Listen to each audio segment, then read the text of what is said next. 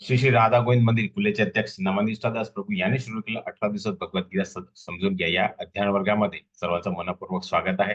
आज आपण 5व्या अध्यायाचा अभ्यास करणार. अध्यायाचं नाव आहे कर्मयोग म्हणजे कृष्ण भावना भावित क्रिया. ओम अज्ञानतिमिरन्धस्य ज्ञानञ्जनशलाकया चक्षुरुमिलितं येन तस्मै श्रीगुरुवे नमः. श्रीचैतन्यो मनोभीष्टं स्थापितं येन भूतले स्वयं रूप कदा मह्यं ददाति स्वपदान्तिकम्. वन्देऽहं श्रीगुरु श्रीयुतपदकमलं श्रीगुरुवैष्णवांश्च श्रीरूपं सागरजातं सगण रघुनाथान्तं तं सजीवं साद्वैतं सावधूतं परिजनसहितं कृष्णचैतन्यदेव श्री राधा कृष्ण पादां सगण लीला श्री विशांतान्वितांश. हे कृष्ण करुणा सिंधु दीनबंधु जगतपते गोपेश गोपिका कांत राधकांत नमस्तुते. तप्त कांचन गौरांगी राधे वृंदावनेश्वरी कृष्ण भानु सुते देवी प्रणमामि हरिप्रिये. वाञ्छाकल्पतरुभ्यश्च कृपा सिन्धुभ्येव च पतितानां पावनेभ्यो वैष्णवेभ्यो नमो नमः. अनंत कोटि वैष्णव वृंद की जय. श्रील प्रभुपाद की जय. श्रीमद् भगवद गीता की जय. सद्गुरुदेव की जय.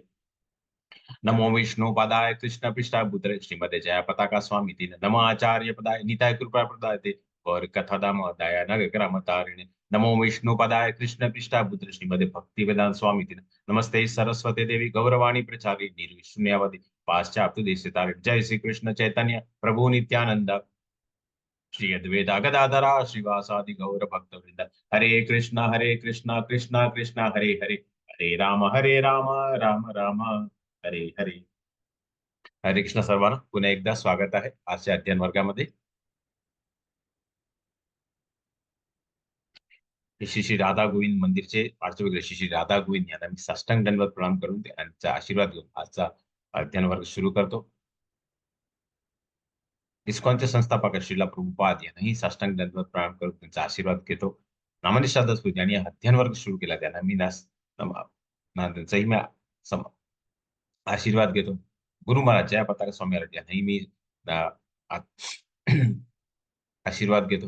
वेगवेगळे कृष्ण भक्त जे सेवा करतात त्यांना माझा सादर नमस्कार. तर काल आपण 4थ्या अध्यायामध्ये आपण कृष्णाबद्दल अत्यंत ज्ञान म्हणजे एवं परंपरा प्राप्ती म्हणजे भगवद्गीता कशी परंपरामध्ये आली त्याचा आपण काल अभ्यास केला. सर्व मागाचे देत आणि वर्णाश्रम व्यवस्था निर्माता म्हणून कृष्णा.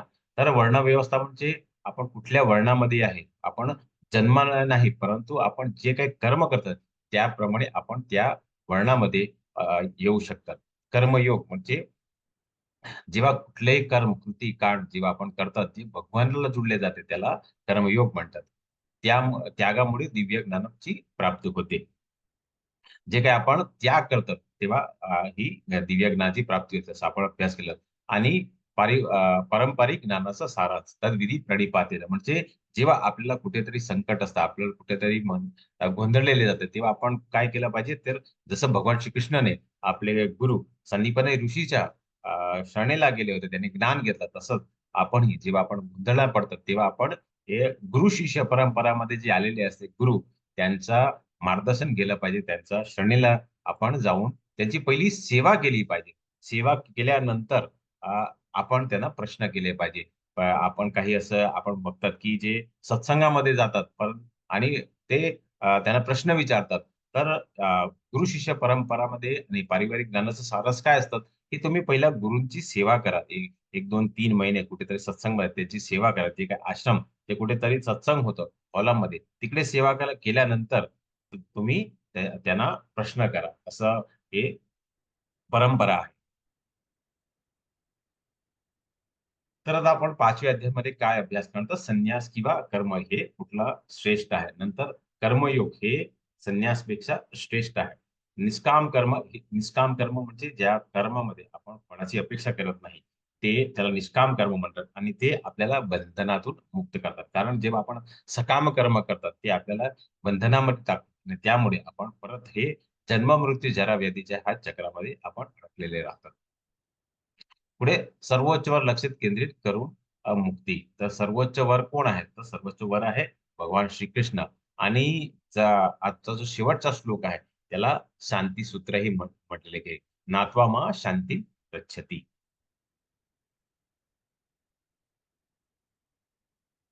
तर आता अर्जुनाने प्रश्न विचारला की अर्जुन उवाच संन्यासं कर्मणां कृष्ण पुनर्योगं च संससि यच्छ्रेन्द एतयोरेकं तन्मे ब्रूहि सुनिश्चितम. अर्जुन म्हणाला, हे कृष्णा, सर्वप्रथम तुम्ही मला कर्माचा त्याग करण्यास सांगतात आणि पुन्हा तुम्ही भक्तिपूर्वक कर्माचा प्रसंग करतात. आता तुम्ही कृपया मला निश्चित सांगा की या दोघी पैकी कोणता अधिक फायदेशीर आहे. तर आपण दुसऱ्या दिवसापासून भगवंता त्यांना आपला जो विहित कर्म आहे तो केलाच पाहिजे, म्हणजे कर्माचा त्याग करण्यास सांगा. ते कर्म तर ते जे कर्म आहे तो केलाच पाहिजे आणि कर्माचा त्याग जर केला तर तो तिसऱ्या अध्यायामध्ये भगवंताने सांगितलं की जो श्रेष्ठ व्यक्ती आहे त्याचा जे सामान्य जन जे करतात ते सोडणार. म्हणून कर्माचा त्याग करू नये. आणि चौथ्या अध्यायामध्ये भगवंताने जेव्हा त्याने कंसाचा वध केला आणि नंतर ते ह्याच्या घ्यायला गेले, त्याला त्याला त्यावेळी भगवान सांगितलं की कर्माचा तू त्याग केला पाहिजे. आता परत भगवान म्हणतात की पुन्हा तुम्ही भक्तिपूर्वक म्हणजे जे काय तुम्ही कर्म करता ते काय केलं पाहिजे, तर भगवानला कृष्णाला अर्पण केले पाहिजे. कारण कुठेतरी हा जो युद्ध पुकारला गेला होता ते कुठेतरी जी अधर्मी होते त्यांचा वध करायच्यासाठी भगवंतांनी ही सर्व युक्ती केली होती आणि त्याने वेगवेगळे या संकटामध्ये यांना टाकले होते आणि शेवटची युद्ध पुकारला गेला. म्हणून भक्तिपूर्वक कर्म करायचं असं भगवान म्हणतात. तर आता परत अर्जुनाला गोंधळ पडलेली की आता मी काय करू, त्या कर्माचा त्याग करू की भक्तिपूर्वक कर्म करू. तर याच्यावरती आता भगवान काय उत्तर देतात ते आता आपण अभ्यास करूया. तर आपण दुसऱ्या अध्यायामध्ये अभ्यास केला होता की जेव्हा भगवान त्याने पाच जे कारण दिले होते त्याच्यावरती भगवंताने काय दिलं होतं, तर करुणावरती त्याने ज्ञान दिलं होतं, आनंदसाठी त्याने कर्मकांड दिलं होतं, पाप प्रक्रिया आणि पारिवारिक प्राणी याच्यावरती बुद्धियोग आणि कर्मयोग हे त्यांनी ज्ञान दिलं होतं. पुढे भगवानांनी हे पण सांगितलं होतं की परंतु जो आत्मा त्याच रामबाण झालेला आहे, ज्याला आत्मसात झाले आहे आणि आणि जो केवळ आत्महत्येत तृप्त असतो, पूर्ण तृप्त असतो, त्याच्यासाठी कोणतंही कर्तव्य नसतं. म्हणजे शिला प्रभुपाद, कारण ते फक्त भगवान कृष्णाच्या हे सेवासाठी ते रम्माण झाले होते. म्हणून त्याच्यासाठी आत्मसाक्षात्कार त्यांचा झाला. पुढे भगवान म्हणतात, आत्मसाक्षात झालेल्या मनुष्याला त्याचे विहित कर्तव्य पार पाडण्याची कोणतीही हेतू नसतो किंवा असे कार्य न करण्यात कोणतेही कारण नसतं. तसेच त्याच्या इतर सजीवावर अवलंबून राहण्याची गरज नाही. कारण जेव्हा तुम्ही भगवान श्रीकृष्णाच्या प्रीत्यार्पणे, विष्णूच्या प्रीत्यार्पणे कर्म करतात, तेव्हा तुम्हाला विहित कर्म करायची गरज नाही. पार पाडण्यात कोणताही हेतू नसतो. कारण त्यांना माहिती आहे, जे काही मी करतो ते काय भगवंताला अर्पण करून करतो. म्हणून त्याला कुठल्याही वस्तूची गरज लागत नाही, असं आपण तिसऱ्या अध्यायामध्ये भगवंतांनी सांगितलं होतं. पुढे भगवान काय म्हणतात की हे परंतु केवळ द्रव्य यज्ञापेक्षा ज्ञान यज्ञ श्रेष्ठ आहे. तर हे पाहता सर्व कर्मयज्ञाचे पर्यावसान दिव्य ज्ञानामध्ये होतात. आपण काल जी कथा आपण शिशुपालाची आपण कथा घेतली होती की त्याच्यामध्ये ज्याप्रमाणे भगवंताच्या शरण येतात त्याप्रमाणे ते भगवंत त्यांना फळ देतात. जसं शिशुपाल त्याला राग आणि द्वेष होता, म्हणून त्याला भगवान तसं त्यांना फळ दिलं. आणि काल आपण अभ्यास केला होता की अज्ञानामुळे तुमच्या अंतःकरणात निर्माण झालेल्या शंकाचे ज्ञानाच्या शस्त्रे नाश केल्या पाहिजे. हे बळता योगाने सज्ज होऊन उभे राहा आणि लढ. तर आपल्या जसा अज्ञानामुळे काय होतं, तर अज्ञान जे असतात ते ती शंका जी असते त्याची नाश करू शकतात. जसं आता सूर्य उदय झाल्यावरती अंधकार निघून जातात. तसंच भगवान काय म्हणतात की जेव्हा आपण ज्ञान घेतात तेव्हा शंकामध्ये जी आपण आहे, आपल्यामध्ये शंका जी हृदयामध्ये असते, आपल्या मनामध्ये असते, ते आपण अंतःकरणामध्ये असते, ते आपण नाश करू शकतो. जसं आता तुम्ही काही लोकांनी भगवद्गीता वाचली असेल, पण काही असे जे श्लोक आहे, काही असे जे ज्ञान आहे ते तुम्हाला कळलं नसेल. पण तुम्ही आता जेव्हा हे ज्ञान घेतलं तर तुम्हालाही आता अ, तुमच्यामध्ये जे काही शंका असेल त्याचा तुम्ही समाधान तुम्हाला भेटलं असेल. तर इथे भगवान हेच म्हणतात की जेव्हा अज्ञान जे असतं त्याला ज्ञानाने नाश केला पाहिजे. तर अर्जुनाचा जे गैरसमज होता त्याच्यावरती आता इथे आपण थोडा अभ्यास करूया. तर कोरड्या मानसिकता अनुपेक्षा भक्ती सेवा ही उत्तम आहे. दुसऱ्या अध्यायामध्ये भगवंतांनी सांगितलं की कृष्णाने वर्णन केले आत्माचे ज्ञान. आत्मा कोण आहे, तर आपण ज्या हृदयामध्ये असतं ते आत्मा आहे आणि आपलं शरीर आहे. तर शरीराच्या काल जसं मी सांगितलं, की शरीराचे 3 प्रकार असतात. एक स्थूल शरीर, एक सूक्ष्म शरीर आणि तिसरा जो आत्मा आहे. तर भगवंतांनी आपल्याला शरीर आणि आत्माविषयी आपल्याला ज्ञान दिलं होतं. दुसऱ्या अध्यायामध्ये परत सांगितलं, की कर्तव्य स्पष्ट केलं होतं. काय विहित कर्तव्य म्हणजे करुणावरती भगवंतांनी ज्ञान दिलं होतं. नंतर पाप प्रतिक्रिया याच्यावरती ज्ञान दिलं. अ, पारिवारिक परंपरा, आनंद नाही, हे सर्वावरती भगवंतांनी विहित कर्तव्य, कुठलं विहित कर्तव्य केलं पाहिजे, तेव्हा हे पाप प्रतिक्रिया, करुणा, नंतर आनंद नाही, हे सर्वावरती भगवंतांनी त्यांना सर्व कर्तव्य त्याचं स्पष्ट केलं होतं. दुसऱ्या अध्यायामध्ये फलदायी क्रियापासून क्रियाकलापामुळे आत्माची अडकणे. तर आपण तिसऱ्या अध्यायामध्ये आपण अभ्यास केला होता, की जेव्हा कठोपनिषदचे जे 5 इंद्रियाचे विषय आहेत, त्याच्यावरती जेव्हा आपण आकांक्षा ठेवतात, आसक्ती ठेवतात, तेव्हा आपला जो आत्मा आहे, त्याच्या प्रवास होत नाही. कारण मन आणि बुद्धी त्याच्यावरती लगाम ठेवला पाहिजे. दुसऱ्या अध्यायामध्ये आपण अभ्यास केला होता, की भक्ती सेवेद्वारा कर्मफळातून मुक्तीची प्रक्रिया स्पष्ट केली होती. तिसऱ्या अध्यायामध्ये आपण ज्ञानातली व्यक्तीसाठी कोणतंही कर्तव्य नाही, हे स्पष्ट केलं होतं. आणि काल अध्यायामध्ये आपण हे स्पष्ट केलं होतं, की सर्व ज्ञानाच्या शेवटच्या ज्ञान प्राप्ती होते. सर्व कर्मयज्ञाचे पर्यावसन दिव्य ज्ञानामध्ये होते. ते आपण एवं परंपरा प्राप्ती, जसं तद्विधी प्रणिपातेन, म्हणजे आपण जे ज्ञानी पुरुष आहे, आपले जे गुरु आहे, त्याच्या शरणीला जाऊन त्याच्याकडे ज्ञान घेतलं पाहिजे. आणि शेवटची श्लोकामध्ये पुन्हा म्हणतात, की उठून युद्ध करण्यास सांगितलं. त्यामुळे अर्जुन गोंधळात पडला. संन्यास या किंवा काम करा, युद्ध करा. आता आपण पुढे अभ्यास करू. तर आता अर्जुनने जे प्रश्न विचारला होता, की कर्माचा त्याग करा, की भक्तिपूर्वक कर्म करा. त्याच्यावरती आता भगवान काय म्हणतात, श्री भगवान वाच संन्यास कर्म योगश्च निह श्रेयस्करा हो तयोस्त कर्म संन्यासात कर्मास सत्कर्म योगो विशिष्यते. परमात्माने उत्तर दिले, की कर्माचा त्याग आणि भक्ती हे दोन्ही मुक्तीसाठी चांगले आहे. परंतु या दोघेपैकी भक्ती सेवेतले कार्य कर्म त्यागापेक्षा श्रेष्ठ आहे. तर भगवान काय म्हणतो, की भक्ती सेवेतले कर्म केले पाहिजे, पण जेव्हा त्यासोबत आपण भक्ती केली पाहिजे. हे दोघेपेक्षा कर्म त्यागपेक्षा भक्ती सेवा हे श्रेष्ठ आहे, असं भगवंतांनी इथे स्पष्ट केलं आहे. ते काय केलं असं उत्तर काय दिलं त्याच्यावरती आपण पुढे 1-2 आपण कथा घेणार आहे. त्याच्यावरती पुढे आपण अभ्यास करू. तर आता काही असं भौतिक जगामध्ये राहतात ते म्हणतात, की मानव सेवा ही माधव सेवा आहे. मानव सेवा ही प्रभू सेवा आहे. तर इथे आपण एका कथाचा श्रवण करूया. तर फलदायी क्रियाकलापामुळे राजा शेपतात. तर पूर्वाकडे एक राजा होता, त्याचं नाव होता नृप. त्याची इच्छा खूप होती, की तो राजा होता म्हणून त्याचा जो दुसरा जन्म आहे त्याला अशी अपेक्षा होती, की माझा दुसरा जन्म पण एका राजकुटुंबामध्ये व्हायचा.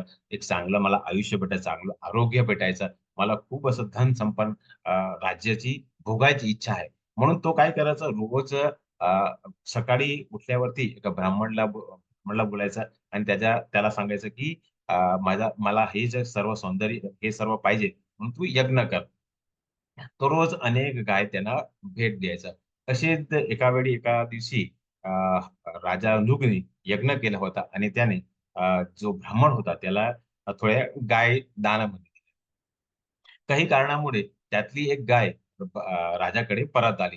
दुसऱ्या दिवशी परत राजाने हा यज्ञ केला आणि अ, ब्राह्मणला अ, गायचं दान दिलं. तर जो पहिला ब्राह्मण होता त्याने दुसऱ्या दिवशी बघितलं, की तुझे कुठेतरी एक गाय कमी झालेली आहे. म्हणून तो राजाकडे आला आणि राजाला विचारलं, की काल तुम्ही मला जी गाय दान दिली होती, त्यातली एक गाय मला सापडत नाही. तर तुमच्या राज्यामध्ये आली असेल तर तुम्हाला परत द्या. तर तिकडे बघतो तर राजा नृपने त्याची जी गाय दिली होती, ती त्या दुसऱ्या ब्राह्मणाला दान दिली. म्हणून या दोघा ब्राह्मणामध्ये भांडणं होतं. आणि पद्मपुराणामध्ये असे लिहिलेले आहे, की जेव्हा अ, ब्राह्मणाला जे काही तुम्ही दान दिले असतं, जे तुम्ही परत घेतात, त्यात सर्वात मोठा तो पाप आहे. तो कर्मबंधातून पाडतो आणि तो तुमच्या खालच्या योनीमध्ये तुमचं पतन होऊन जातं. म्हणजे ब्राह्मणाला तुम्ही जे काही दान घेतात, ते कधीही परत तुम्ही घेऊ नये. कारण तुम्ही जे हे दान जर परत घेतले, तर तुम्ही कितीही चांगलं कर्म केलं आहे, तुम्ही कितीही भगवंताची सेवा केली, तरी तुमचं पतन खालच्या योनीमध्ये होणार. तर जेव्हा हे दोघे ब्राह्मण भांडणं करतात आणि ते दोघे ते राजा नृपला शिव्या देऊन तिकडून निघून जातात, की तू हे चांगलं काम केलं नाही, तुझं निश्चितपणे पतन होणार. म्हणून तो त्या दिवसापासून आजारी पडतो आणि थोड्या दिवसात त्याचा मृत्यू होतो. मृत्यू झाल्यावरती तो यमराजकडे जातो. चित्रगुप्त दाखवतो आणि त्या सांगतात की तू खूपच चांगला दान धर्म पुण्य खूप केलं आहे, पण कुठेतरी तू एक चूक केली आहे. तर तुला आता काय करायचंय? तुला जे चांगलं कर्म केलं, तू दान वगैरे केलंय, त्याची फळ भोगायचे की तू जे का वाईट कर्म केले आहे त्याचं भोगायचे. तर तो म्हणतो की मी खूप चांगलं केलंय, तर एकच वाईट जर मी कर्म केले आहे, तर मी पहिला ते भोगून घेतो. तर त्याला एका सरड्याचा त्याला अ, अ, जन्म दिलं जातात.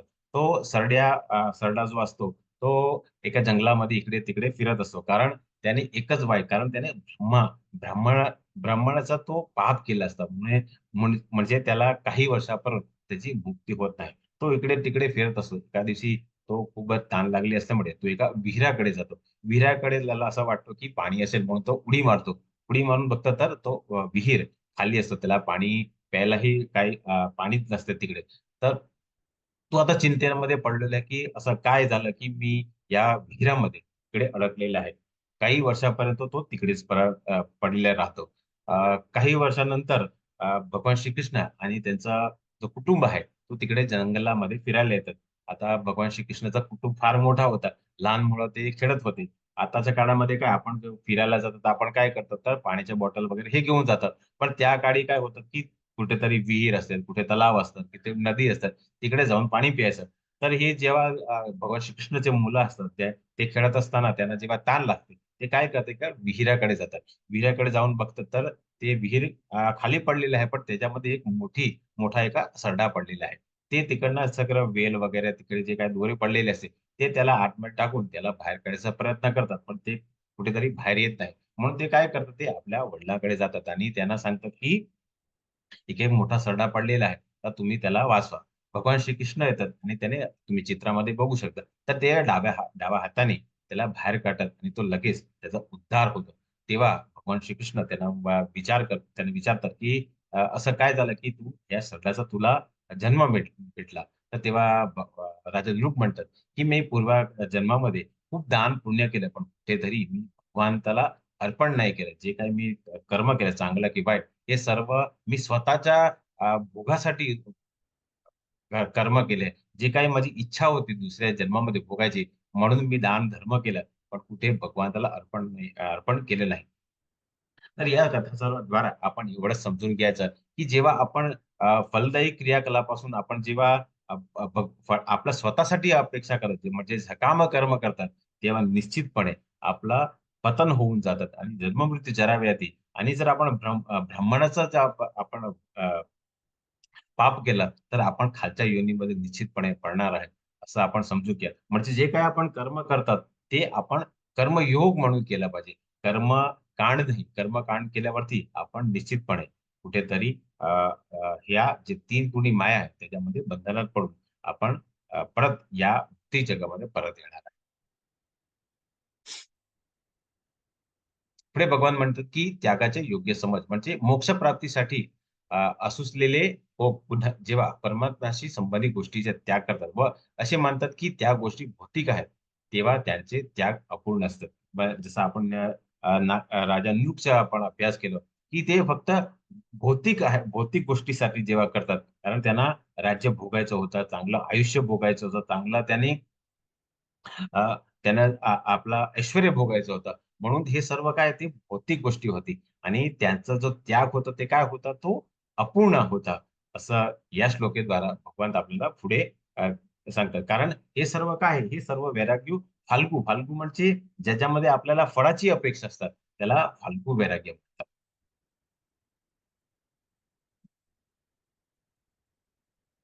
तर भगवान आता अर्जुनाने परत विचारलं, की कर्मयोग की कर्म संन्यास करायचा. तेव्हा भगवान म्हणतात, की तेव्हा आता आपण पुढे अभ्यास करूया. श्रेयसा नित्य संन्यासी यो न द्वेष्टी न कांक्षती निर्द्वंद्वो हि महाबाहो सुखम बंधन मुच्यते. जो आपल्या कर्माचे द्वेष करत नाही किंवा त्याच्या फळाची इच्छा करत नाही, तो सदैव संन्यासी समजला जातो. हे पराक्रमी अर्जुना, सर्व द्वेषापासून मुक्त झालेला असा मनुष्य भौतिक बंधनावर सहज विजय मिळवून पूर्णपणे तो मुक्त होतो. जसं आपण आपण ऋग्राजाचा अभ्यास केला, तर त्याने आपण फळाची अपेक्षा केली होती. तर इथे भगवान काय म्हणतात, जो आपल्या कर्माचा द्वेष करत नाही. कारण तुम्हाला जे काही कर्म दिले, तुम्ही आता भौतिक जगामध्ये जाता, तर आपण काय असतं, की आपण आपण जे काही डिग्री वगैरे घेतल्या, त्याचप्रमाणे आपल्याला काम भेटलं पाहिजे. जेव्हा आपल्याला काम भेटत नाही, पण आपल्याला पैशाची गरज असते, तर आपण कुठलंही काम घेतात. कुठलंही कर्म करायचं घेतात. परंतु आपल्याला इच्छा नसते अशा काम करायची. तेव्हा भगवान काय म्हणतात, जो आपल्या कर्माचा द्वेष करत नाही किंवा त्याच्या फळाची इच्छा करत नाही, तो सदैव संन्यासी म्हटला झालाय. म्हणजे आपल्याला जे काही कर्म करायला भेटतात, ते आपण भगवंताला आपण केलं पाहिजे. तेव्हा आपण संन्यासी समजले जातात, असं भगवान म्हणतात. आणि पुढे भगवान म्हणतात, की "हे पराक्रमी अर्जुना, सर्व द्वेषापासून मुक्त झालेला असा मनुष्य." म्हणजे आपण कुठल्याही द्वेष न ठेवता आपण कर्म केले पाहिजे. तेव्हा आपण मनुष्य भौतिक बंधनात सहज विजय मिळवून पूर्ण पडेल. कारण आपण जे काही सकाम कर्म करतात, तेव्हा जे आपण फळाची अपेक्षा करतात, तेव्हा आपल्याला आपण बंधनामध्ये टाकतात. पण जेव्हा आपण भौतिक बंधनावर जे आपण सहज मिळवू, म्हणजे आपण फळाची अपेक्षा करत नाही. कारण आपण जे काही कर्म करणार आहे, जो निष्काम कर्म आहे, ते आपण भगवंताला प्रित्यात्मने करणार असल्यामुळे हे निष्काम कर्म होऊन जाते. म्हणून आपण भौतिक बंधनावर आपण विजय मिळवून आपण पूर्णपणे मुक्त म्हणजे आपण भगवंताचा जो शाश्वत धाम आहे, गोलकावरून तिकडे आपण पोहोचू शकतात. असं भगवान कर्मसन्यास यावरती आपल्याला ज्ञान दिले आहे.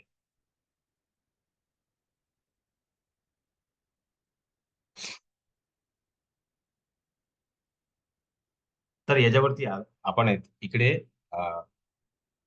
हरिदास ठाकूरची आपण कथा. हरिदास ठाकूर हा एका मुस्लिम कुटुंबामध्ये जन्माला आला होता. तर तो वैष्णवाचा संपर्क आल्यामुळे तो वैष्णव झाला होता आणि तो रोज जवळ-जवळ 190 माळा करायचा. तर असं जेव्हा तो करायचा, तर जो मुस्लिम संप्रदाय आहे, त्यांना वाटलं की जर असंच आमचे पण बाकीचे मुस्लिम बांधवांनी जे हेच केलं, तर सर्व सर्व वैष्णव होऊन जाईल आणि आमचा धर्म संकटामध्ये पडेल.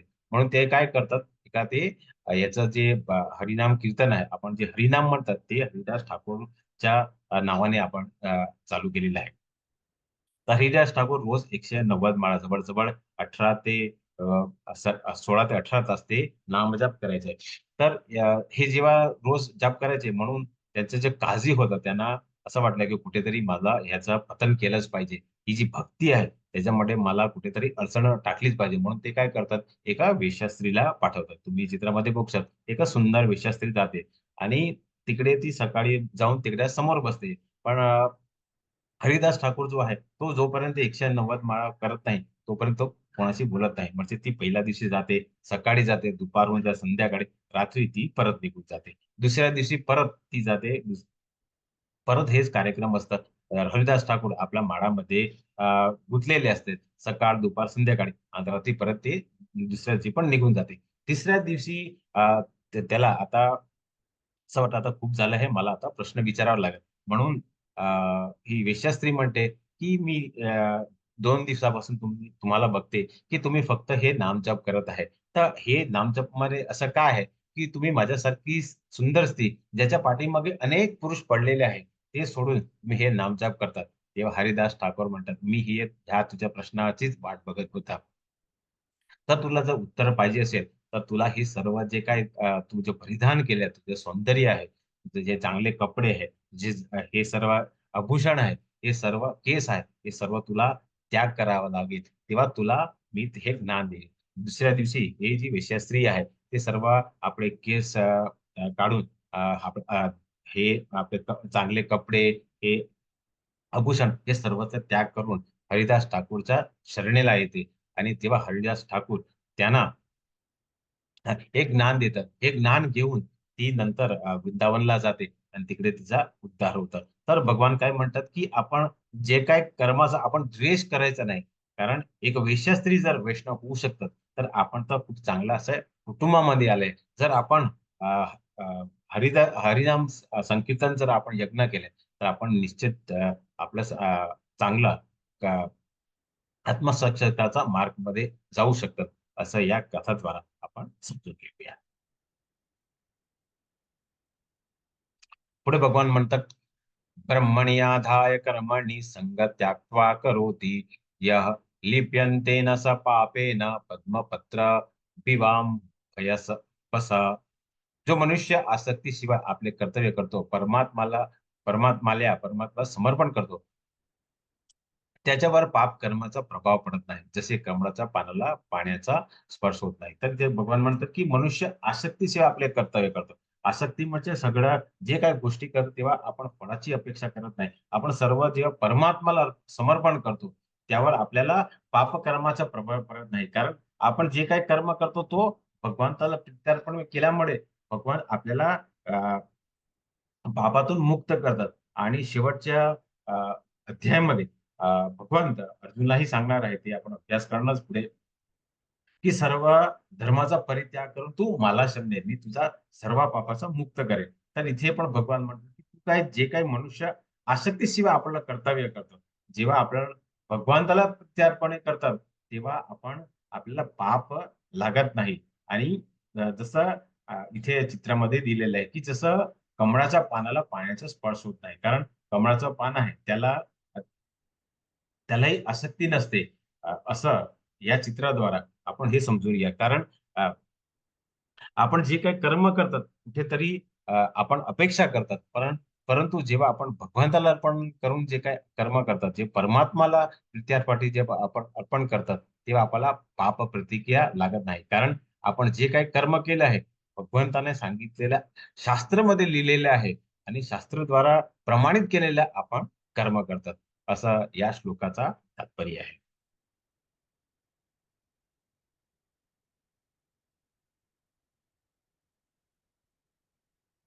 तर याच्यावरती आपण प्रभुपादाचंही आपण उदाहरण घेऊ शकतात. कारण त्यांनी आसक्ती न ठेवता त्यांनी फक्त भगवानला साठी काम केलं आहे. पुढे भगवान म्हणतात, विद्या विनय संपन्ने ब्राह्मण गवी हस्तिनी सुनीचेव श्रवापाके च पंडिता समदर्शिन. नम्र ऋषी खऱ्या ज्ञानाचे विद्वान आणि सौम्य ब्राह्मण एका गाय, एका कुत्रा आणि कुत्रा खाणार बहि बहिष्कृत समान दृष्टीने पाहतो. कारण आपण सर्व कोण आहे, तर आपण जे जीवात्मा आहे, आपण सर्व जे 84 लक्ष योनी आहे, हे सर्व काय आहे, भगवंताचेच अंश आहे. कारण सर्वांमध्ये हृदयामध्ये कोण असतं, तर आत्मा म्हणून राहतात. तर जेव्हा भौतिक प्रकृतीची निर्मिती झाली, तर तेव्हा काय झालं, तर भगवान श्रीकृष्णाचा विस्तरण झालं आणि महातत्व ज्याला आपण अ, का कारणोदक आहे विष्णू, म्हणजे कुठल्या तरी वस्तूचे जर निर्मिती करायची असेल तर त्याला एक कारण पाहिजे. म्हणून त्याला कारणोदक्ष विष्णू, ज्याने हा भौतिक सृष्टी ब्रह्मांडची निर्मिती केली. निर्मिती केल्यानंतर आता सर्व जीवाला अ, अ, जीव ह्याला चेतना द्यायची. तर चेतना द्यायला काय पाहिजे, तर जन्माला यायला पाहिजे. तर त्याच्यासाठी आपल्याला काय पाहिजे, तर गर्भ पाहिजे. कारण आपण सर्व गर्भधानामुळेच आपण जन्माला येतं. सर्व प्राणी मात्रा हे सर्व गर्भ आहे. कुठेतरी बीज असतात. जे झाड असतात त्याला बीज असतात. तर ह्याच्यासाठी आपल्याला काय गर्भ पाहिजे आणि ते कोण दिलं, तर ते गर्भोदक्ष आहे विष्णूमुळे झालं. आणि जेव्हा हे सर्व आल्यावरती आता कोणाला जीव म्हणून चेतना पाहिजे. त्याच्यासाठी एक जिवंत चेतना पाहिजे आणि त्याच्यासाठी भगवान आपल्या सर्व जीवामध्ये शिरोदक्षाय विष्णू म्हणून आपल्या हृदयामध्ये परमात्मा आणि परमात्मा अंश म्हणून आत्मा म्हणून आपल्या सर्व जीवामध्ये राहतात. तर जेव्हा एका नम्र ऋषी खऱ्या ज्ञानाचे विद्वान आणि सौम्य ब्राह्मण जे असतात, ते आपण कालही अभ्यास केला होता, की ब्राह्मण की ज्याच्यामध्ये 80% त्याच्यामध्ये सात्विक गुण असतात, तो सौम्य ब्राह्मण आहे. एका कुत्रा, एका हत्ती आणि एक कुत्रा आणि कुत्रा खाणारा, म्हणजे हे जे वेगवेगळ्याचे प्रकारचे लोक आहेत, जसं राजसिक आणि तामसिक गुणाचे प्रकार आहेत, हे जे समान दृष्टी पाहतो. कारण प्रत्येकामध्ये तो बघतो की त्या प्रत्येक जे जीव इथे चित्रामध्ये दिलेले हे सर्वांमध्ये काय आहे, तर नारायण स्वरूप हे चतुर्भुज स्वरूप नारायण, ते त्यांचं मूळ स्वरूप आहे. त्याच्यामध्ये ते आपल्या प्रत्येक जीवामध्ये वास करतात. असं कोण असतात, जो नम्र ऋषी आहे, ज्याने खरं ज्ञान, आपण जे खरं ज्ञान घेतात तेव्हा आपण ते पाहू शकतो. असं या श्लोकाचा तात्पर्य आहे.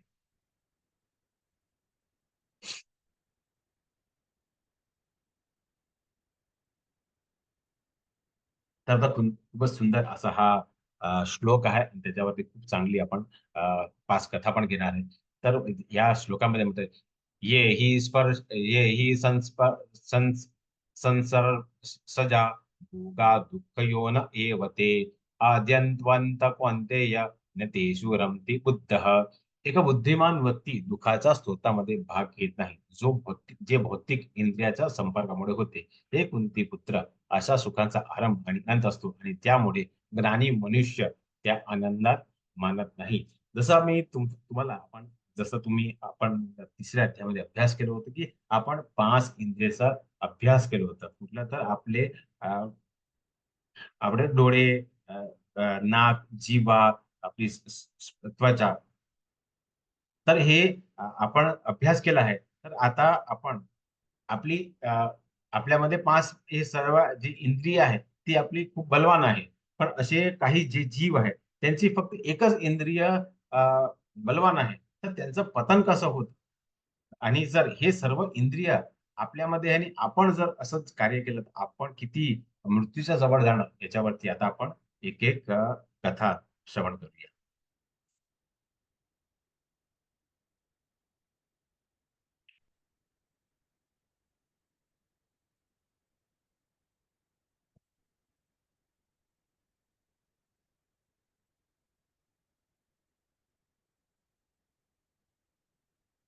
तर आता पावसाचे दिवस येणार आहे. तर तुम्हाला माहित असेल, की जेव्हा पाऊस येतो तेव्हा काय असतं, ते रात्रीचे अनेक किडे असतात, जे लाईट असते, स्ट्रीट लाईट असते, तिकडे अ, गोल फिरत असतात. आणि जेव्हा तुम्ही सकाळी बघता तर काय होतं, तर त्यांचा मृत्यू झालाय आणि तिथे गोळा झालेला असतात. त्याचं कारण काय आहे, तर जे रात्रीचे किडे असतात त्यांची जी इंद्रिय कुठली आहेत, तर त्यांचे डोळे आहेत. जसं आपण अ, चांगल्या वस्तू बघायची असते. तसं यांना हे जे स्ट्रीट लाईटचा बोर्ड असतो, वीज असतो, त्यांना आकर्षण असते. म्हणून ते तिकडे जातात. पण त्यांना माहीत नसतं, की हा जो ऊर्जा आहे, जो बल्ब आहे, जो लाईट आहे, तो गरम होऊन त्याचा मृत्यूचं कारण होणार. म्हणून आपली जी इंद्रिय आहे, आपला जो डोळा आहे, त्याच्यावरती त्याला ज्ञान नाही. कारण जर मी तिकडे जवळ गेला, तर माझा मृत्यूचं कारण होणार आहे. ते त्याला माहीत नसल्यामुळे ते परत तो त्या लाईटकडे जातो आणि त्याचा तो मृत्यूचा कारण होता. अ, ही पहिली इंद्रिय आहे, आपला डोळा हा पहिली इंद्रिय आहे आणि हे जे रात्रीचे किडे असतात त्यांची एकच इंद्रिय खूपच बलवान असतात. ती कुठला त्याचा डोळा असतो. तर ह्याच्यावरती त्यांचं जर खूप आसक्तीमुळे त्याचं पतन झालं, तर आपला किती होणार? त्याच्यावरती आपण आणखी पुढे अभ्यास करूया. तर दुसरी आपली इंद्रिय कुठली आहे? तर आपली दुसरी इंद्रिय आहे आपले कान आहे. तर जे हिरण असतात त्याला खूप चांगलं असं संगीत खूपच आवडतं. म्हणून जे शिकारी असतात ते काय करतात? चांगलं एक वाद्य घेऊन त्याच्यासाठी खूप चांगलं असं संगीत तयार करतात.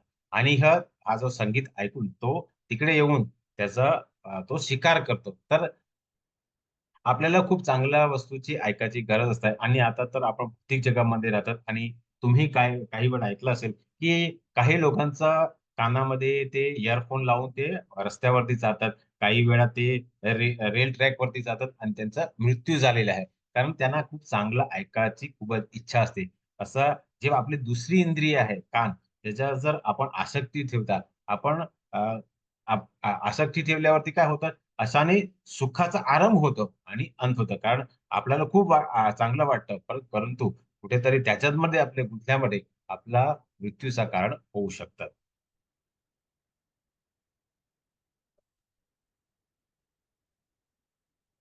नंतर तिसरी इंद्रिय कुठली आहे? तर तिसरी इंद्रिय आपला नाक आहे. ते काही भोवरा असतो त्याला काय असतं, त्याला जो कमळाचं पान आहे, त्याची जी गंध आहे, त्याला खूप चांगली आवडते. म्हणून तो काय करतो, तो पूर्ण दिवस तो या कमळाच्या फुलामध्ये राहतो. आणि संध्याकाळी जेव्हा हा फुल बंद होऊन जातो, तो तिकडे अडकून त्याचा मृत्यू होतात. तर आपल्यालाही चांगलं परफ्यूम वगैरे हे आपल्याला खूप आवडतं. तर जेव्हा ही जी इंद्रिय आहे, जेव्हा आपण त्याच्यावरती नियंत्रण करत नाही, जसं ह्या केळाला तसं ते खूप चांगलं असं गंध घ्यायची खूप इच्छा असते. तेव्हा जेव्हा फूल संध्याकाळी बंद होऊन जातात, तिकडे तो अडकून तिथे मृत्यू होतो. म्हणजे आपली जी तिसरी इंद्रिय नाक, त्याच्यावरती आपण नियंत्रण ठेवलं पाहिजे. चौथी इंद्रिय आपली जीभ आहे. आपल्याला खूप चांगलं असं खायची इच्छा असते. इथे एका माशाचं उदाहरण दिलेलं आहे. मासा जोपर्यंत आपला तोंड उघडत नाही, तोपर्यंत तो ह्या अडकणार नाही, त्याचा शिकार होणार नाही. तर जेव्हा तो तोंड उघडतो तेव्हा त्याचा वध होतो. म्हणजे जेव्हा जीवा त्याला खायची इच्छा असते, तेव्हा त्याचा मृत्यूचा कारण होऊ शकतं. आणि शेवटचा जो आपली इंद्रिय कुठला आहे तो आपल्याला स्पर्श आहे. तर हत्ती जो आहे, हत्ती असतो तर त्याला मादा हत्ती भोगायची खूप इच्छा असते. आता हत्तीचा जर तुम्हाला शिकार करायचा असेल, त्याला जर फसवायचं असेल तर काय करायचं? ते एका जी मादा हत्ती असते, त्याला अशी प्रशिक्षित केली असते, की ते जंगलामध्ये एक मोठासा खोल केला असतात. त्याच्यावरती झाडं-पानं ठेवलेली असतात आणि त्याला असं प्रशिक्षित केली आहे मादा हत्तीला, की ती ते बाजून निघून जाते. परंतु हा जो नर हत्ती असतो त्याला माहीत नसतं पडत. तो या खड्ड्यामध्ये पडून तिकडे त्याचा शिकार होऊन जातात. तर हे जे आपण आता 5 आपण वेगवेगळ्या उदाहरण घेतला. जसं आपण एक रात्रीचा किडा, हिरणाचा घेतला, भवराचा घेतला, माशाचा घेतला आणि हत्तीचा घेतला. ते प्रत्येकामध्ये एक-एक इंद्रिय बलवान होती आणि त्यामुळे त्यांचं पतन झालं. त्यांचे मृत्यूचं कारण झालं. तर आपल्यामध्ये हे 5 इंद्रिय तर खूपच बलवान आहे. आपण भौतिक जगामध्ये राहतात. आपल्याला वेगवेगळे प्रलोभन असतात. म्हणून हे सर्व गोष्टी जे 5 आपले जे इंद्रिय आहेत त्यांच्या सुखाचा आरंभ आणि अंत असतो आणि त्यामुळे काय होतं आपण ज्ञानी मनुष्य त्यात आनंद मानत आहे. कारण आपण तिसऱ्या अध्यायामध्ये उपनिषदच्या इच्छा कथामध्ये आपण अभ्यास केला होता, की जेव्हा आपण हे इंद्रियावरती जेव्हा आपण लगाम ठेवतो मन आणि बुद्धीद्वारा, तेव्हा आपण आत्मसाक्षात्कार आपला होऊ शकतात. असं आपण तिसऱ्या अध्यायामध्ये अभ्यास केला होता. तसंच इथेही भगवंताने आपल्याला वेगवेगळ्या 5 उदाहरणाद्वारे आपल्याला समजायचा प्रयत्न केला, की आपण जे आपली 5 इंद्रिय आहेत, त्याच्यावरती नियंत्रण केले पाहिजे. जर आपण नियंत्रण करत नाही, तर ते प्रारंभाला त्याचा खूप आनंद असतो.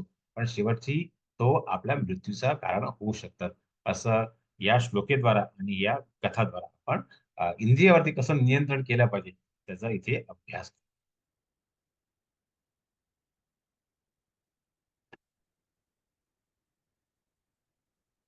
तर याला भगवंत शांतीसूत्रही म्हणतात, की भोक्तारं यज्ञ तपसां सर्वलोका महेश्वर सर्वदिं सर्वभूतानां ज्ञात्वा मांसाची मुच्छती.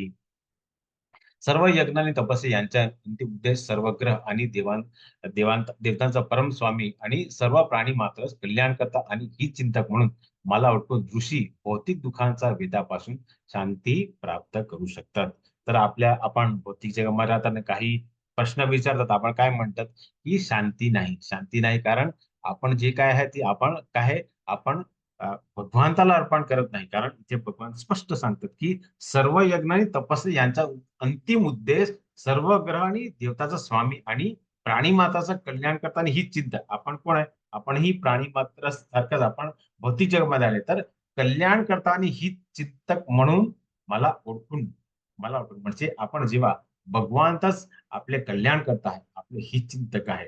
आपण त्याचेच एक अंश आहे.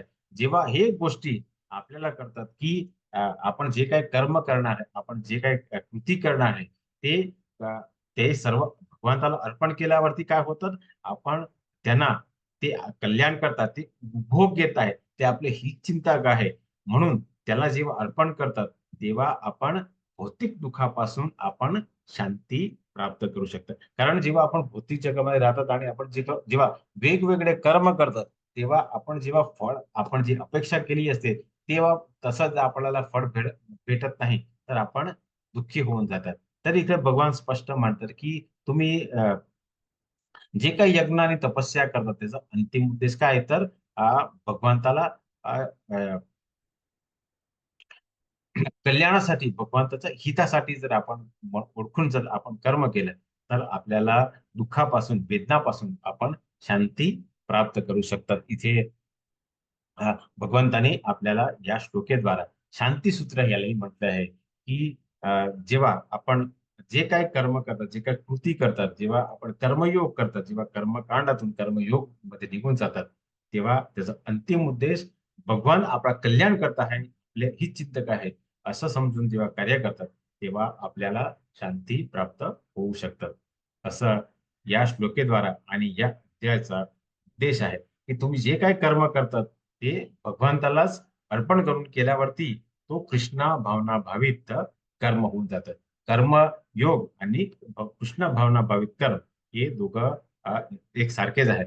परंतु हे सर्व जेव्हा भगवंताला अर्पण करतात तेव्हा आपण दुःखापासून आपण मुक्त होऊ शकतात आणि जे जन्म मृत्यू जरा व्यतीचा जो चक्र आहे त्यापासूनही आपण मुक्त होऊन भगवानचं शाश्वत धाम तिकडे पोहोचू शकतात.